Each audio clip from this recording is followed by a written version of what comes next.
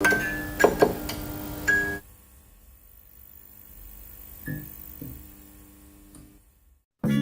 right, folks, you're live with Lonzo, the Godfather of West Coast Hip Hop. We do it every Tuesday like this, me and my boy Dusty, y'all. We got a hot show today. Get your popcorn, take your shoes off, smoke with your smoke, drink with your drink, because it's about to go down, folks. From the West Coast to the East Coast and everything between, folks. From Eve After Dark to concerts in the park. You're live with Lonzo, the Godfather of West Coast Hip Hop. We do it like this every Tuesday, y'all. Me and my boy Dusty bring you the hottest show on the internet, baby. We trying to shut it down. Dusty, you're already in line, baby. Let's make it happen. Oh, man. What up, Lance? What up, Dusty One? How you feeling, Doc? Another one. And another one. I'm feeling great, man. Feeling really good, man. Looking forward to this show tonight. Yeah, I'm waiting on my man to pop through. You know how we do it. Yeah, it's all good. We could talk until then. Yeah. So yeah, man.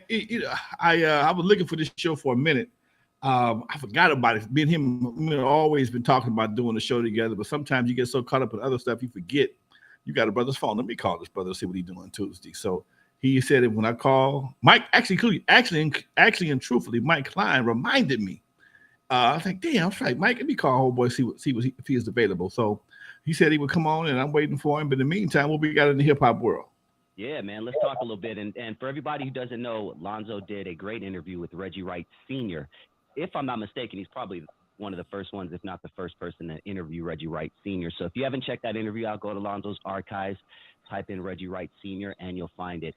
But let's continue on till Junior comes in, because I want to continue on something we discussed last week. We talked about the back alley situation, and we gave him part one of the back alley situation. Give everybody a quick update, and I think, let me see where you left off, because I have it right here. I'll tell you exactly where you left off. I think you left off where the cop pulled the receipts out of the jacket or something like that. Sir. So give everybody an update. Okay, so Lonzo almost went to jail. Well, give him a 30-second breakdown and then continue the story. I'm DJing an event at this place on Slauson. It was called the Velvet Fox at the time.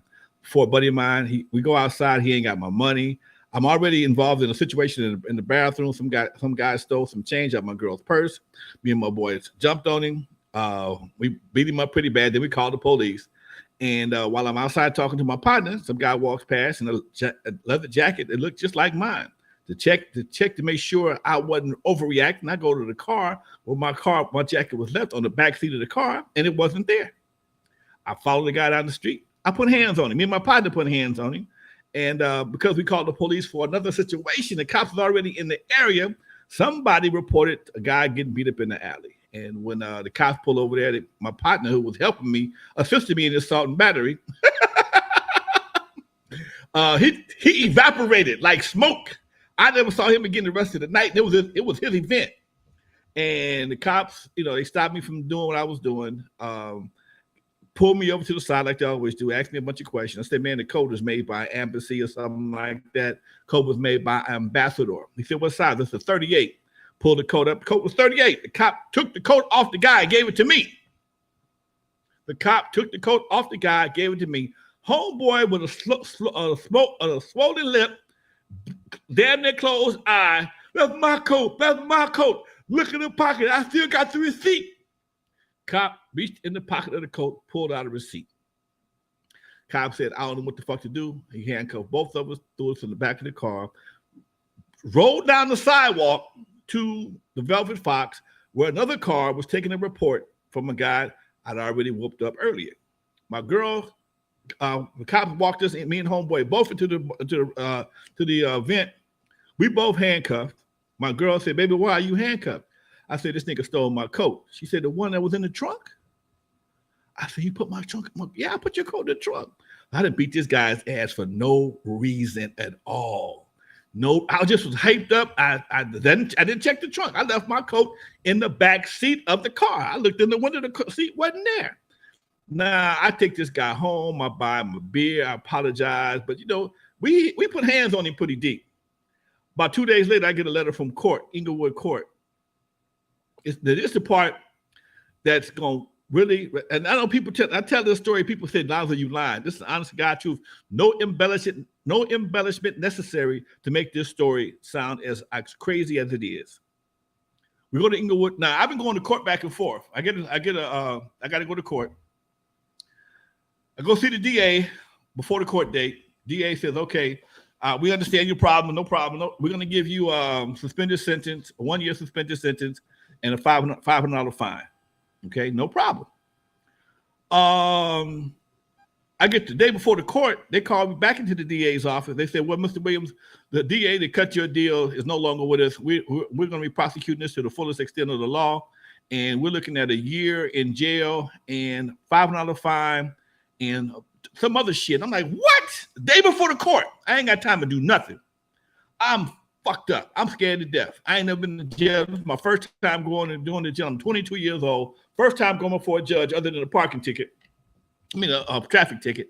And my partner, Billy T, was with me. Billy T was an ex-convict, one of the OG members of the Eve After Dark Wrecking Crew, ex-con, and I met him in a record pool. And we go to court. He rides with me to court. And I'm standing over there, and the judge looked at me like, you taking this deal? I'm stupid. Yeah. The judge says a year. He said a year. He give me a $1,000 fine, a year in jail. Oh no, he was about to give me a year in jail and some other shit. Okay. And I took the deal. The judge clamped down on the shit, blam. And we walked out the courtroom, went down the elevator, got in my 240Z, was leaving court on Queen Street. Billy T said, man, fuck that. They can't do you like that. You ain't got no record. I said, man, the judges pretty much spoke. He said, no, fuck that. They can't do you like that. I said, what am I supposed to do? He said, turn this motherfucker around. I said, man, I ain't going back to court. He said, turn this motherfucker around. I'm going to kick your ass in this goddamn little ass car right now. Now, Billy T's a nice sides dude. I turned the motherfucker around, paid to get back in again, went back to the court, and Billy walked into the court. I swear, this is some shit that niggas make records about. He walked into the court, told the DA, and my defense attorney and the other DA, I want to see both of y'all in the back of the room right now. The bailiff unbuckled his gun. The judge said recess. Got off the bench immediately. There's no bullshit. We went back behind the court, that little conference room, and he told him, we told him the story. And everybody was shaking like a motherfucker. We ain't got nothing. But homeboy was so intense. Everybody was shaking, and they went back and gave me the original deal, a suspended sentence. They gave me a suspended sentence, had to pay a $250 fine, and they took it off my record after a year if I didn't get in trouble. That's no bullshit. That is no bullshit. So that's real talk, folks. That really happened. I may have forgot some shit, if anything, but I ain't had to add a goddamn thing to that story to make that story what it is right there. That's some no bullshit. Okay, we went back in the court, called them back behind the conference room, recut my deal, and the judge accepted it. Okay, because the judge, when I went into court, it was obvious I didn't know what was going on. They was finna railroad my ass, and that's why I believe it's important that folks take somebody with them that know what the fuck they doing, man. Anytime you go to court, preferably a lawyer, okay? But I lucked out. My partner was a jailhouse lawyer, and he knew enough about the law that he cut me a deal that got me off that shit, and that's why I don't have a record right to this day. They fucked me up. I know what it was. They was going to give me a felony assault. That's what it was going to give me, a felony assault, suspended sentence for a year, and a $1,000 fine. Okay, they broke that shit down to a misdemeanor that would come off my record if I stayed out of trouble in a year, a $250 fine, and suspended sentence. That's no bullshit. Okay. Mm-hmm. Yep. Real talk. Damn. Can't do that shit no more. You can't do that no more, man. You go to court right now, you might get shot. You can't do that shit no more. Hey, Kay, what up, baby? I see you in the chat room. Yes, that's one of my crazy hip hop stories, folks. DJ Domino in the house. What's up with you, folks? Let me text Reggie, let him know we all make sure he. Yeah. Let him know, and I'll keep the audience updated. We got Reggie Wright Jr. coming in tonight. We're just waiting on his call. Thank you guys so much. Hit that like button on the way in, and if this is your first time tuning in, you are tuned in to N.W.A. Stories with Alonzo Williams, famously portrayed in Straight Outta Compton. He was the club owner in Straight Outta Compton. And if you don't know his story, go down that rabbit hole, man. Please do. Appreciate you. Definitely appreciate you. Shout out to all the OGs in the building. I see a lot of the OG homies in the chat. Hey, Lonzo, let's continue before we get Reggie on here. I would love to know how you and Reggie met. How did you guys meet? Tell us a story about that, and maybe even any stories that you have before he comes on. You know what? I knew his dad better than I knew Reggie. His dad worked for me at Dudos. His dad was a part of my Dudos team. Reggie Wright Jr. joined. He was a part of the There he is. gang. He's part of the gang task force in Compton. So me and his dad was much closer than Reggie. I'm thinking I'm a lot older than Reggie. Let's find out. Mr. Wright, what's up with you, sir? Respect, Alonzo. How you doing today? I'm doing fantastic, man. Everything good with you? Good. Everything's good, man. Good. Just was trying to get this stuff set up. You know, I'm not that good with this Zoom stuff. Even though you say you older than I am, shit, I'm young and I'm not good with this technology at all. Take your time. Take your time. Yep. So hey, now, much respect, Dusty. Hey, nice to meet you. Thank you so much for coming on the show. Thank you. Thanks for having me. What year did you join the Compton PD, Doc? I started in '85, but I started off in the jail. Okay. January '85, but I didn't come on the force until 1989. They made me finish college. And, okay. So I started at 19, but I'm 55 now. Okay. All right. So you never worked at Dudos with your dad then, right? No, but I came up there a couple of times, especially when Luther Ford had it. You remember when you hired Luther after Reggie and them worked up there? Yeah. He had Luther and all the youngsters, and me and Luther used to be partners. And I used to come up there when you had Skateland going on with Luther Ford. Okay. Yeah, because see, I know you, but I don't know you like I know your dad. It's a little different, okay? Exactly. Right. We always knew you from a distance and out of respect because your boy Phil Bailey, he loved you, and Phil and Gil always talked about you. Now that's my first cousin, rest his soul. Cousin or something, right? Yeah, that's my first cousin. Yes, he's the one that helped me put together the team for Skateland, for Dudos and Skateland. I couldn't go over Dudos or Skateland if it wasn't for him and your dad and other folks we had on the team. It wasn't going to happen. Yeah, but I was a little younger. I was only like 18 or 19. So I used to just come up there and see that long line hanging out on Central waiting to get in there. You had to pop it, man. That was a good one. How did you transition into working with Death Row, man? You know we got to get on that subject. All right, well, we get into that right quick. I was still young, and you know how that atmosphere was, being around there, being a 24. Well, I started working in Death Row about 26, 27. But, just seeing all of that going on. But me and Suge was childhood friends. I mean, we the only two or maybe three people that can say we went to junior high, elementary, junior high, and high school together. And we actually went to Stephen C. Foster, which is a Compton school. Then our parents were scared for us because we had mamas and daddies. And they said, y'all niggas ain't going over there to Whaley. Y'all going to Hostler, which is, down the street, just a shot down Bullis Road. Right. And so we went to Hostler and to Linwood. And you went to Linwood, okay. Wow, I didn't know that, Doc. Good. And so we played football together. Yeah. So y'all had a relationship prior to Death Row. Okay, that makes a lot of sense then. That's why he would trust with his his matter of fact, my sister introduced him to Sharitha. Ah, okay. Yeah. Interesting. Dusty, you got a question? Yeah. I would love to know about your time as a police officer, Mr. Wright. 80s was a tough time in Compton to be an officer. You and your father have dealt with some real gangsters in Compton back in the day. Who were some of the realest guys that you guys came into contact with on a consistent basis? Well, shit, they all had their way of being a thug and a gangster. To be honest, I'll talk about the ones that people on YouTube know. Okay. I didn't really know gangster. Freddie Stays and Turtle were the two that my dad was always there was treacherous. He gave the utmost respect to. And so everybody done heard of Turtle, and of course the twins and all of that. And that's the guys at Santana Block. a guy named G-Ray. G-Ray was a killer. That was one in my era. That he was from a Acacia block, but his brother got killed by the CB7Os, and boy, he used to let those 7Os have it. On the Pyru, the blood side, of course, I go into the little more era of James, Mob James. On the Pyru, or Victor Welch, which is Rick James. Okay. People, yeah. Huncho came around, but they were all doing major and big drug time things then.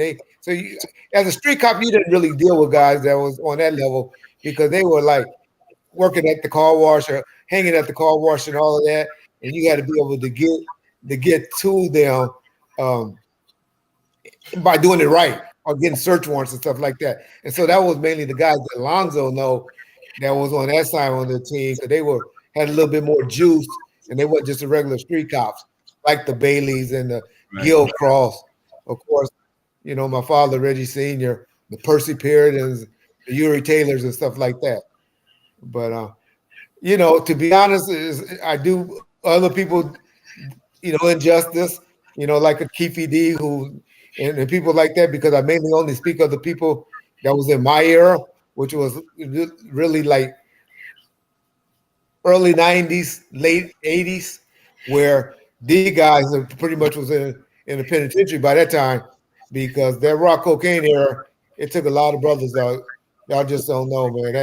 That mid-80s, Alonzo said on a lot of that money that he was taking from those dudes that were some ballers. Boy. That's why Alonzo's still doing good, still running clubs and stuff like that, because those niggas in the early 80s, my God. I talk about the 80s back in the day. It was wild, but if you knew how to navigate and stay out of the way, you can make yourself some money, but you had to stay out of the way. And that was the trick. Who did? Alonzo. Wait, let's be fair. Let's be honest. Who did? Yeah. Who did? Other than the ones that got into music like Dre and all of them. But we know what they really were before. They lived. These dudes like that we talking about. Those dudes in the 80s, I can't think of one that made it unscathed. They out now. The good thing about it, all of them out, from the Tweets to the JJ, all of those dudes like that, JJ Ransom and Tweet, which was his brother and all of them, Pat, all of them, they were the ones that had all the money back in the late 80s or the 90s or the mid 80s. But they all home now, which is a good thing. But it took a lot of their time out. Yeah, that's crazy, Doc. Reggie, I'm looking at the chat room. They say you always give the best interviews about Death Row, and you're funny. They say they like that. Okay, I'm one of my boys. They say you're looking good. Appreciate that respect. You did you had COVID or something for a while, man? Man, I got it. I had it bad, bro. I caught it in 2020. I had to go do a little time after me and you did that interview because I got caught up with the marijuana thing, right? And so I was in the halfway house, and I kept telling them, because y'all was out here, we was laying there watching CNN and watching the count and all of that. So they had us spooked in there, right? So I didn't want to come home. I was scared of everybody anyway. They kept telling me, "Oh man, you go to the halfway house, you're gonna be all right, all right." Sure enough, I go there not even a month, and I'll catch COVID, right? And this before the vaccines and the vaccination and all that. I'm a big proponent of getting vaccinated. I know some of y'all not. I'm not saying you guys, because I don't know, but man, I try to preach that to people. Take the chance. Y'all say we don't know what's in there. Y'all don't know what's in the mumps. Y'all don't know what's in fucking polio shots.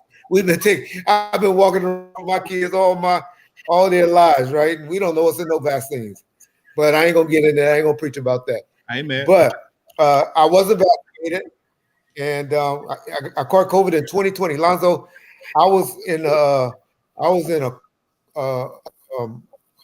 on the ventilator for almost 2 months, which most people didn't make it off the ventilator. And so that's why I said God sitting right here on my angel, so I'm good. I mean, I done lost my limbs for temporarily, but a year and a half ago, I couldn't talk. I woke up, I couldn't talk, and I woke up and I couldn't move from the neck down, dog. From the neck down. But now I'm moving my arm. And and it was just from COVID. Only problem I ever had in life, I don't have no high blood pressure, no diabetes, nothing. The only thing I had in my life and always had and always been was a fat boy. Okay. And Okay. even when I was I go up and down with that. But when I caught COVID, I was a fat boy because I was in the prison. Because anything you know about anybody that wants just a little bit of fair time, if you got a little bit of money and you cool with people, you gonna eat good in the feds. And a nigga ain't good in the feds. How long was you in there? I only did 12 months, 12, 13 months. I did 12, 13 months on an 18-month thing.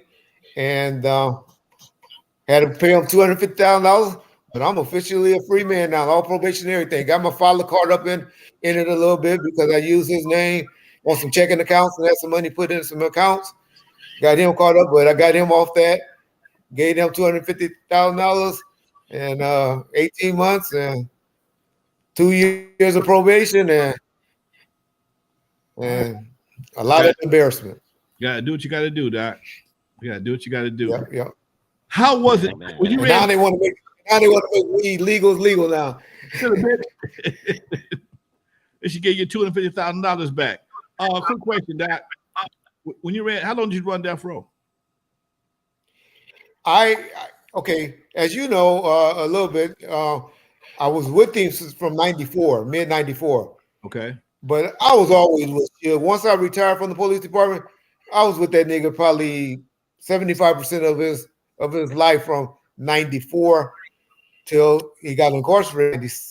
He went to jail in October of '96. Is when when they put him in. He got violated on the 27th. Okay. Of 97. Mid 97, I started being in charge because by then he wasn't trusting David Kenner anymore. He wasn't, him and his brother-in-law, of course, had kind of fell out. And, so he had Michelet as his trusty guardian to sign stuff and do stuff. And Reggie was running and dealing with everything until he came home in 2002. Okay. He came home actually in 2001, but I gave up the ranks in 2002, January, February, because, man, that nigga came home in August of 2001, and he was back being shoved. And I was like, dog, man, I just went through I thought was the worst 5 years of my life, which at that time was the worst 5 years of my life, of, feds knocking on the door, being accused of having something to do with the murder of Biggie Small, Tupac and all of that. And so I was like, man, I can't come home. And you coming home, and I had white folks working up there trying to do good. We were still on Dre and Snoop head talking shit. But other than that, we had a decent, a staff, finally an order. That nigga came home and fired all the white folks and brought back all the gangbangers. And I was like, all right, I got to go. So that's when I had brought two boys named the Relatives, this group called the Relatives, and B. Brazy and all of them. And I had them. And I said, you know what? These white folks knocking on my door. And I went and went and president job over at American Music. And with my boy David Mystery, this dude that had Breakaway, and then he turned that company and called it American Music. Okay. So I was over there for about 2 years. And guess who get violated again? Suge Knight. Yeah. All the white folks was like, say, now he got major tax problems. We ain't dealing with none of no knuckleheads over there. Where Reggie at? Where Reggie at? So I get a phone call. Reg, come on, man. I need you to come help me, save me. But now I got a lot invested in him. I got automobiles over there all in my name. I got the building on Wilshire in my name and all that. So I need this nigga to continue to make some money. Right. You damn sure do. I go back. So I go back, help him out there. But I'm like smart. I'm like, as soon as that nigga walked out the door, that day I called Michael Koch. Said, Michael, I can't do it. I'm not going to be dealing with this nigga. I can't do it. Michael Koch said, you come work for me. I worked for Koch, to be honest, all the way from that point all the way until I got fired when I caught my case in about 2018. And that's really just because Hallsboro bought over the toy company, bought over. And Michael Koch was gone, and all the people that loved me was gone. Okay. And so interesting. And I've been running my mouth on YouTube ever since. You have your own channel too, right? It's not my channel. It's a guy that actually a young kid. Yeah, well, I call everybody a young kid, but it's a dude named John Hyland. from Bomb First. Okay. I actually gave him his first break. He was one of those young little geeks that knew how to build websites and stuff like that in like 98, 99. And you remember that's when websites was being big. Everybody said these youngsters don't know about print ads and magazines. That used to be the only way we got our information. That and 7 o'clock news and 11 o'clock news and or the newspaper, the LA Times, Yes, or sir. magazines. Right. But now those things are obsolete now. But anyway, he knew how to do websites and stuff like that. So we got into it, caught up with the time, hired him, and he and I have been tight ever since. And he do all. That's why he do all my. Dusty, got another thank question? you. Thank you for saying that, Dusty. Yeah. Speaking of Bomb First, we know you have that, and you've also done dozens and dozens of interviews. So we're trying to steer away from questions you've already answered 1,000 times already. But we've interviewed K Solo in the past. K Solo spent some time around death row. Can you tell us about K Solo? And if to be honest, K Solo was there 93, 94, like that time, 94, 95. K Solo, I'll be honest, he was there, but I only saw him really on Sundays. That was the only time he really got studio time at Can-Am. Okay. Him and Bloody Mary, and it was one other artist. They used to have Sundays on lock. And this producer chick named Shar Jones. And the Sundays was our kickback day kind of until Sunday night. And then that's when we all came in. But K Solo was always cool, laid back, quiet, and I don't really have many interactions with K Solo, even though he and I talk periodically a lot on Instagram. But knew him, saw him around, but he was real low key, laid back, and he had Sundays on lock. And but those are the only days K Solo. But he was never in none of those artist meetings where you hear all that. He stayed away from all that drama and that BS. He just kept to himself. How could somebody be a part of Death Row at that time and stay out of the gangbanging shit? Was it possible? Do like K Solo did. He didn't come around that much. Him and Boss Hog. Y'all remember Big Boss Hog? Those two, your big CPO. Y'all never hear no BS about them. They just worked other jobs and they would just stayed away. That's how Dre got tired. I give Dre a little crack here and there and all that, but man, Dre was the smartest nigga around. That it turns out. Dre said, him and DJ Quick, and he always did his name brought up in a little bit of drama and stuff. But those two was always, man, we just hear about the music. We just want to do the music. We ain't hear about all this BS that's going on. We ain't about this. And Dre finally got enough. I think it was something else that he found out that eventually was the final straw. But other than that, Dre stayed in the studio at his house. That's one of our questions. Dre came to Can-Am 5 times, I'll be surprised. See what now? If Dre came to Can-Am from after 95 5 times, I would be surprised if he walked in that building 5 times. What was the final straw that broke the camel's back? What you think? We all somebody you responsible for, Miss Chalet. Okay. There it is. Go start seeping out, and he started learning, and she started pillow talking to Suge and telling him stuff, and Suge knew his every move. But Suge fell in love with Miss Chalet. I'm not gonna sit up here and try to put out Miss Chalet like no whore or no Disney. I don't know what her motives was eventually, but Suge loved Miss Chalet probably all the way up till 2004. No shit. My knowledge. Yeah, loved my wife. Got a tattooed on this nigga neck, and I love my wife. Interesting. All right. Hey, man. How tight were you with Joel, man? How tight? Joel was a firecracker, right? She started messing with one of my security guys, this guy named Fred Reynolds, the detective, the one that got the book out. Y'all need to do an interview and check that book out. He got, I can't think of it right now, but he got a great book out right now about Compton and stuff like that. Fred Reynolds is his name. But they were messing around for a minute. And so they, I was mainly a Suge guy with Suge. I wasn't want to be hanging around the artists. I was kind of like this was Suge or managing and controlling the security company, and the guys doing that. But with that events with you, whenever it was something with you, it was always like a problem, or they was in the studio. Sugar really stopped in 95, 96, stopped really traveling with the artists. He mainly just took the Danny Boy and had him traveling out of town with us, to New York and stuff like that, and just handling business. He didn't. You very rarely saw him and Dre out together in public. Snoop, he kept to his crew and stuff. Like the main, like the war shows and stuff like that. Of course, would be there as a family. But individuals, man, it was really cliquish.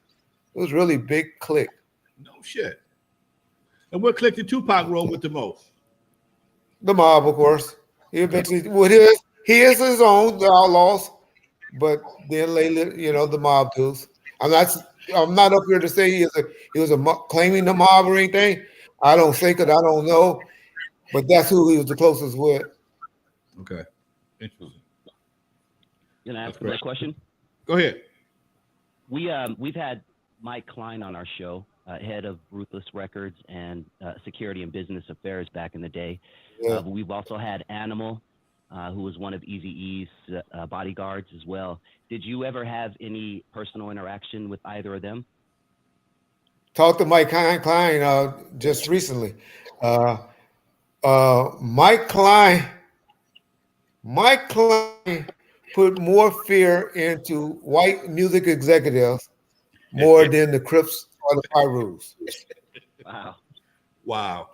Those Jewish attorneys and executives, we had to watch him with a crooked eye or whatever. With even David Kenner of all people, when it came to Mike Klein. That's the type of juice Mike Klein had out there. Mike Klein, in my opinion, I don't know y'all opinion on this because I haven't really been following too much. Because I'm a big fan of Alonzo. Trust me, I know and respect Alonzo's history for what he did for West Coast hip hop. Trust me, but he helped Eazy and Jerry Heller through a lot of the BS that I don't think they would have made it past 95 if it wasn't for Mike Klein. The Animal Gentleman, I don't know. I don't know. All I just know is we ain't never been scared of no Ruth doing our time. As far as the dudes on the streets. So that stuff about that, I think he said something, sending Suge away. I didn't hear the stories like that. I always heard it was the Samoan guys, to be honest. Jake and John. I don't know about black security. I don't know if the gentleman Animal is black or not, so I don't want to disrespect him. But I don't know of any of those stories. I knew every time that they had issues, they kind of got late. It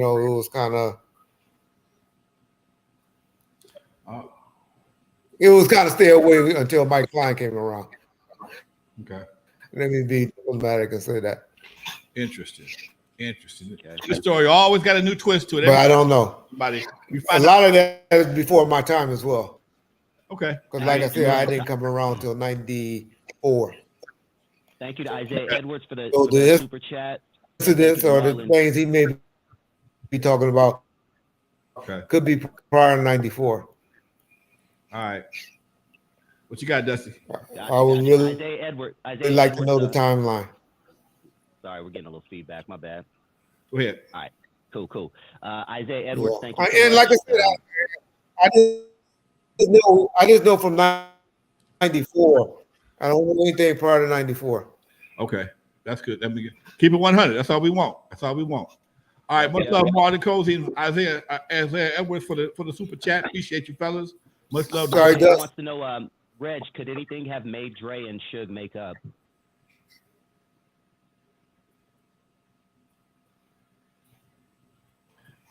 He froze for 1 minute. I think we lost yet. I think he got froze in the Matrix. No, Dusty asked, is there anything that could have made Dre and Suge reconnect?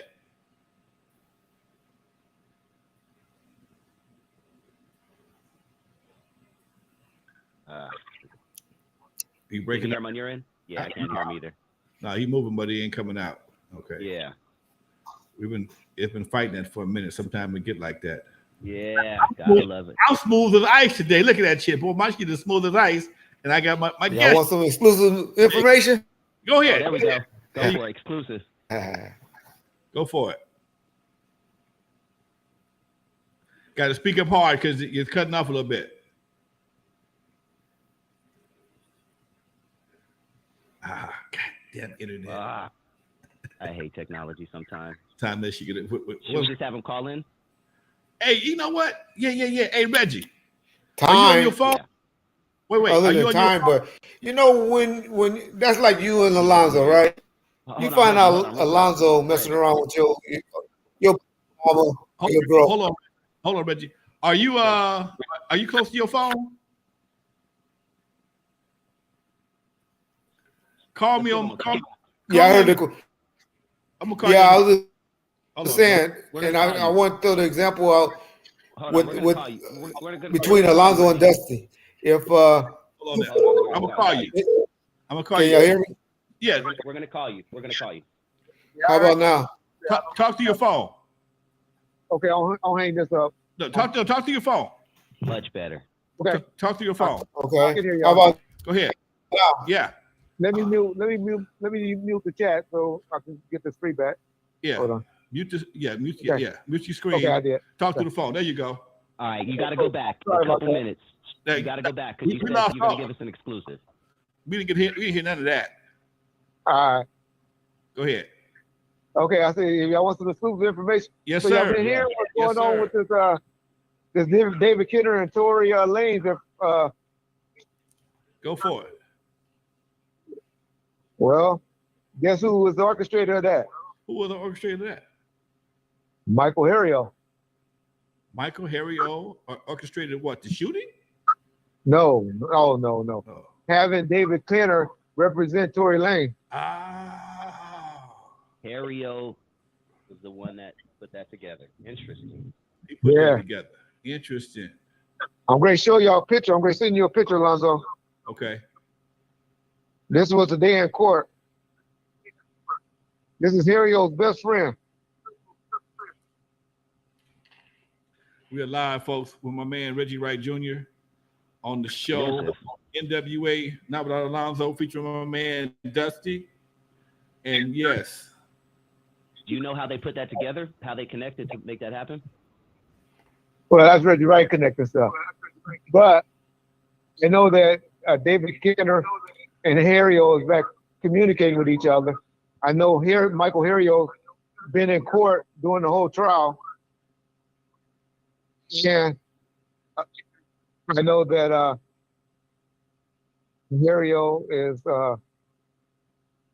eventually assigned Tory Lanez to his Ball City record label. Interesting. Y'all heard it Yep, first right here on but- N.W.A. Express with Lonzo. Exactly. Y'all just watch when they come out. But everybody's been trying to figure out, giving Suge the credit for getting David Kidder over there. Okay. Not the But, not the case. Michael Harrio, that guy. Wow. That's his best friend right there, Carlton. Okay. Michael Harrio that's escorting David Kidder out of court today. Okay. Tory Lanez's case got moved to February the 28th. David got an extension today for his new sentencing date. Okay. Yep. So Interesting. anyway, All right. check on Ball Yeah, first tomorrow. Y'all get more information about that. Y'all There got you go. Go to It Bob makes first. sense, right? Yeah, it makes sense. And guess who? Guess why? How could you sell that to Tory Lanez and his family? How could you sell that? Who did David Kidder get out on a field bond? Tupac. Exactly. All right. So now y'all got to come to Bond first to get the rest. I'll take that right there, though. I'll take that right there. Good looking out. Yeah. Appreciate it. Yes, sir. You So, put that Shout out to picture. the chat. people that's out here know that that's a dude from the Pueblos that did time with Harry-O. That's like his best friend. Okay. Yep. All right. So y'all getting some OG, y'all getting some exclusive right here on N.W.A. Stories with Lonzo and featuring Dusty's Vision. With my guest today is Reggie Wright Jr., folks, straight from Death Row. Now you retired from Compton because you had a bad knee or something like that. You had knee operation, right? I had a bad traffic accident and messed up my ankle. Okay, your ankle. My bad. Okay. But I really retired because they're about to fire my ass for hanging around Suge Knight and them after that El-Ray Theater incident. Is that where DJ Quick and had the situation with the? Can you talk about that a little bit? Well, it's just that allegedly some 60 Crips, dude from the 60 Crips, and DJ Quick and them got into a brawl, and during the brawl, he died. Wow. Yeah. He mentioned that on "Use a Gangster," right? Was it yeah, on that song "Use a Gangster"? Yeah. Yeah. No, I'm not. No, he said, "No, I'm not." Wow. Yeah. That must have been a rough time. Yeah, so I had to get out of there after that. So yeah, okay. So I really did mess up my ankle on duty in a traffic accident. Okay. Wow. Yeah. All right, folks, you're getting some exclusive information today, y'all. This is the first time being said on anybody's channel, I believe. We got it hot again, folks. It's a Tuesday. Being with your boy Dusty. With my guest today is Reggie Wright Jr. from the from Compton PD, aka Death Row. Yeah, I call it both sides of the fence, Lonzo. Both sides of the Reggie fence. Wright, both sides of the fence. Both sides of the fence. That's a good way to put it too, Doc. Man, what was I don't know. What was probably one of the well, first of all, let me ask you this question. You know Suge since elementary school. When did he become the gangster that the gangster that people started to fear? Was he always like that, or was that something that just happened when he got all the money? That's one thing. One thing I gotta say about Suge, he was always a bully. Okay. He had some cousins that were tough. Ronald and Donald Knight. Okay. That was a year older than him. They were two twin brothers. Okay. And so you had all three of them together. But Suge was always, at the time, Donald was kind of the one that did a lot of talking than Suge. Ronald was quiet. Now it's the other way around. Ronald's the fool now, and Donald's kind of quiet. Okay. But he was always, because they were always bigger than everybody. You know, and so they were always, and then they was at Linwood, and they were dudes from Compton. And so they kind of act tough at Linwood, probably a little tougher than what they were. Okay. But he was always the type of dude that he is today as far as being a bully. And so I'm not gonna say that just because he got the money or got that squad behind him that it came like that, because he was doing stuff, as you know, with Big West and all of them before before he got really with the mob dude. Right. Now, Big West, those who don't know Big West, man, Dick Griffey's security for years. In fact, I remember. And Al Heyman. Yeah. And also, what's the other guy's name? Louis Gray. They did Louis Gray security, but back when I was a teenager, okay, they had a security company called NES, National Event Security. Most of these guys were all ex-felons, and they would kick your ass for passing out flyers at the forum, okay, for real. They would kick your ass for passing out flyers at the forum. I bet Big West West also worked with my boy Marvell Grisby. Marvell used to run security for the Shrine Auditorium. He ran the security for the Shrine, and he hired Weston from time to time. And I used to be the DJ from another promotion group, LSD Promotions. And so I knew all these cats. And before I had a club or anything, I was just a up and coming DJ. And I would see these guys, and West, his whole crew was huge. I mean, everybody was weightlifting, bodybuilding, ex-cons that didn't give a damn about nothing. And they were so tough that at some point in time they had to just ban the security team because they beat your ass for passing out flyers. They ain't bullshitting. They would Yeah, beat Big your West ass. went up. You Huh? know he's rest in peace, right? You know he died about a year ago. Yeah, I heard, man. Yeah, and Yeah. Big Uncle Mel too, right? Yeah. Uncle Mel worked with me at Eve After Dark for a while. Yeah, for a while at Eve After Dark, and he was another dude. He was him, West, Big Mike, all these guys. They were the guys to go to. They kept all bullshit at a minimum. Exactly. Okay, they kept all bullshit at a minimum. They were some gangster security. Yeah. They Yeah. was gangster Big West, security. Huh? they were gangster security. It was They were the gangster ones. security. Okay. They made stuff happen. They was You gangster know, security. Okay. Big West, you remember a trivia question is, you remember that fine girl everybody used to be crazy about on Soul Train that had Yes. that long hair? Long hair with the fine. Yes, sir. That was his woman. I heard about that. Okay. That was Big West. Wasn't she in 5 Heartbeats too? I think so. She was a chick. Yeah, I think so. She was a cutie pie from 5 Heartbeats. And they was in the restaurant kicking it. And homeboy walked up, somebody, I gotta fight every night for my love or something like that. Yeah, that was her. Yeah. Exactly. That was her. Yep, I remember that. Like, how the fuck they get her to do that? Maybe West got him. Maybe West made him put her in the movie. I don't know. He also, last I saw Big West, he was working security with Mary J. Blige, and then he had Adina Howard when she was hot. And then when she had that Freak in the Night song, that Freak in the Morning, he was running with Adina then. Okay. But West been around. West. Yep. I always had a crush on Adina, thick ass. Ooh, man. Yeah. Adina Howard, come on, man. She got too slim for me. She lost her attraction. She was in her heyday. Oh my God. Okay. I'd have killed it. I'd have fought a gorilla behind that chick, man. Can I ask your question, Reg? Go ahead. Earlier on, you mentioned Bloody Mary, and I think I heard you mention B. Brazy. Did you mention B. Brazy earlier? Oh, okay. Can you tell us a little bit about those two talented individuals? B. Brazy, who I think was such a great MC before he unfortunately lost his life, and I know Bloody Mary died in a motorcycle accident. Yeah. I'll go with Bloody Mary first because she was around. Big James is the one that brought her around. This dude, Victor Welch from Fruitown Park Road. He had her and the gentleman that did Red Rum. They were doing something with them. They were the ones that worked at Sunday Crew. And Snoop got so much material with them. Actually, maybe not, because I heard Victor Welch stole a bunch of it. So they might, Red Rum and Bloody Mary were real tight.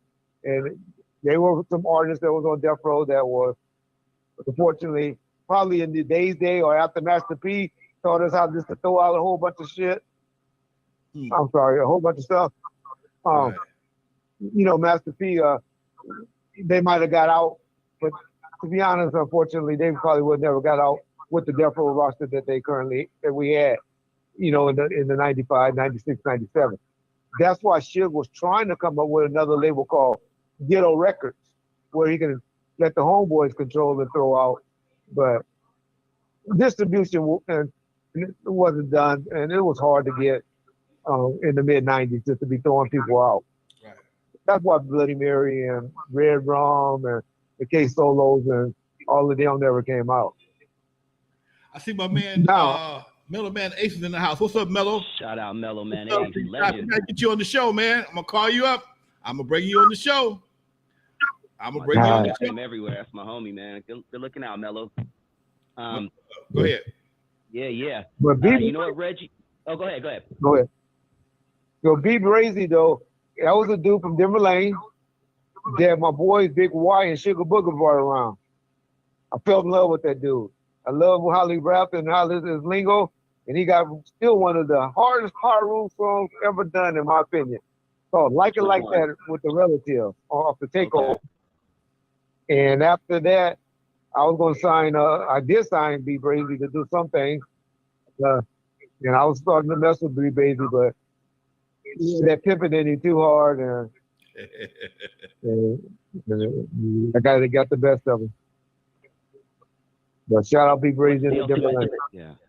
Yeah, man, such a underrated MC, man. What were some of the inaccuracies in Straight Outta Compton, in your opinion? I knew him then. I did an episode on First About It, but the first one and the main one that pissed me off when he gonna say one time, throwing a little jab at me. You supposed to be over here to keep working out, and you just as bad as them or something like that. He said in there. But Lonzo, no, Dre ain't never put his head on nobody but a female. I know Lonzo loves Dre, so I ain't gonna mess up anything talking bad about Dre. Because I love Dre. I think what Dre has done with Jimmy, getting up under Jimmy is great. Smart move. The way he made it seem like he hands on one of the Suge homeboys and all that didn't happen. That's all I'll say.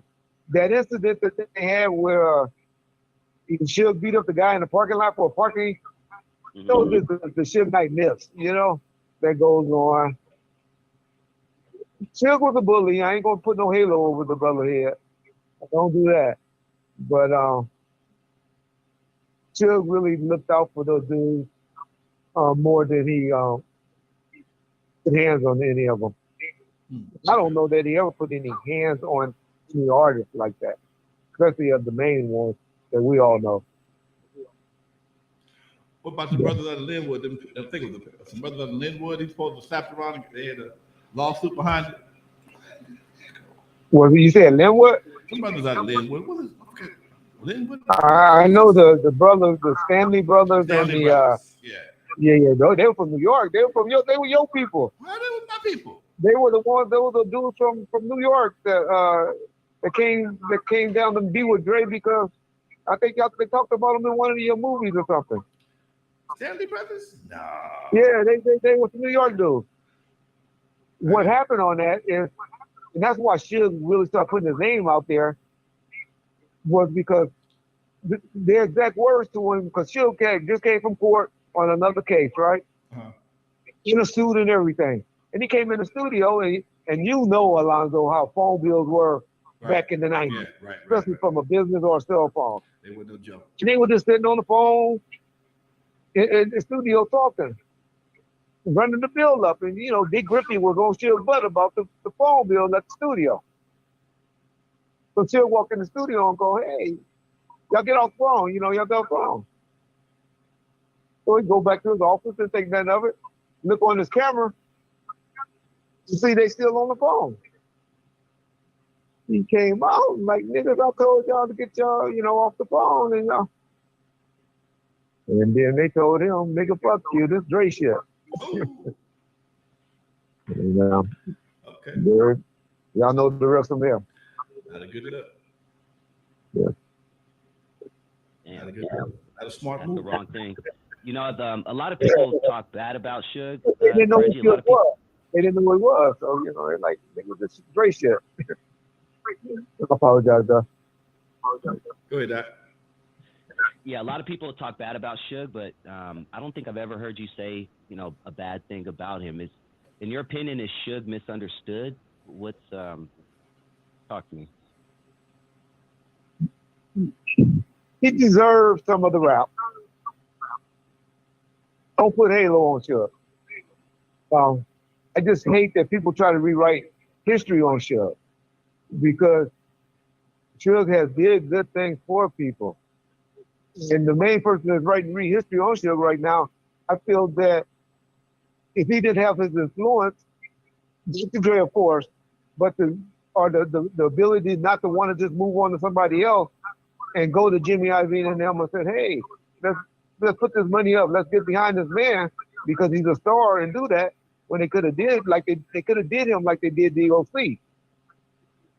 Just left him for hanging.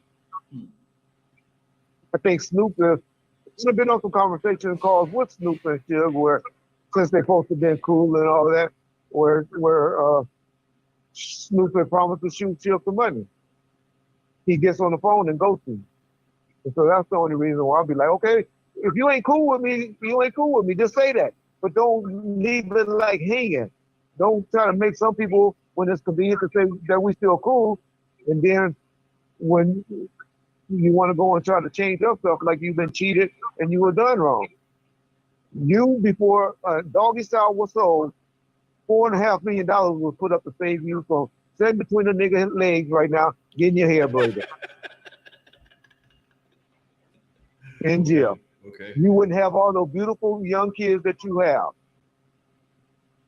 $4.5 million. Boss lady wouldn't be with you. So thank you niggas for stuff like that. That's just Reggie's opinion. $4.5 million before the record came out. Before Doggy Style came out. That's how much was allocated for getting bailed out and paying all those. It was 4 people on that.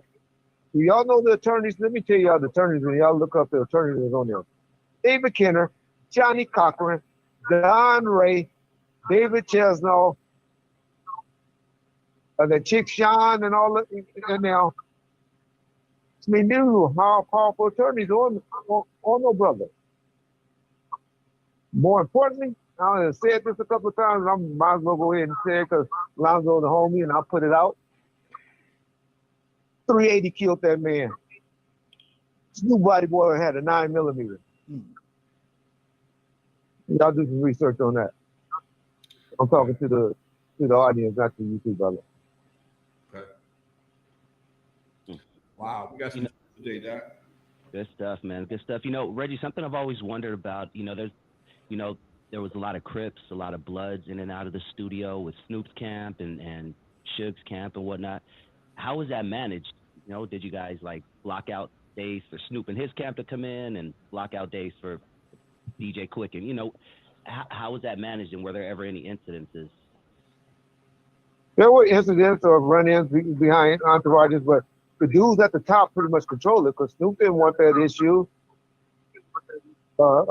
He was there to make his money. Suge didn't want that issue with anything with Snoop because Snoop was there hitting home runs. So everybody was trying to really make some money and be happy. Of course, there were tensions in between there, but the good thing about it, they were Long Beach Crips. This is where I always get in trouble. Because I know Crips are Crips, Pirus are Crips, Bloods are Bloods. But Compton Pirus don't too much have any problems with Long Beach Crips, other than them just being Crips. As long as you ain't up there saying, "What's up, blood? What's up, cuz?" and all that,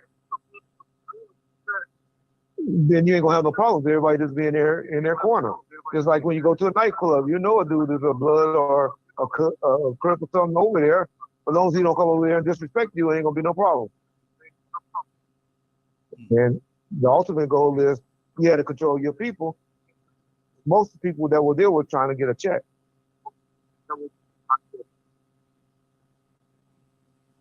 Makes a lot of sense. What you got, Lonzo?